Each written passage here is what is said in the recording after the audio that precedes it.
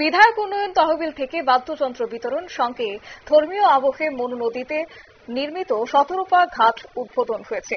অবশ্য মহালয়ার পুণ্যতিথিতে সন্ধ্যাতেই চণ্ডীপুর বিধানসভার শ্রীরামপুরে মনু নদীর তীরে নবনির্মিত শতরূপা ঘাটের আনুষ্ঠানিক উদ্বোধন হয়েছে।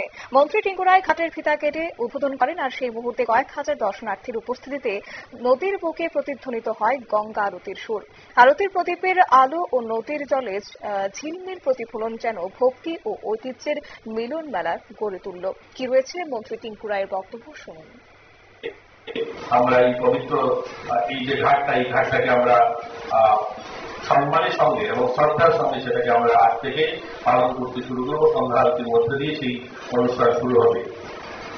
আমার আগে বক্তারা বলেছেন যে এইখানকার আমাদের চণ্ডীপুরে একটা বিশেষ মাহাত্ম্য হচ্ছে যে বিবিধের মাঝে দেখো মিলন মহান।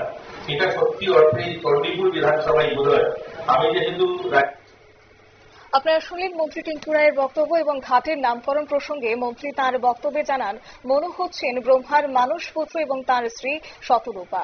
মনু নদীর সঙ্গে সেই পৌরাণিক কাহিনীর ধর্মীয় আবেগ গভীরভাবে জড়িত। এদিন সন্ধ্যায় তিনি এই বক্তব্য তুলে ধরেন।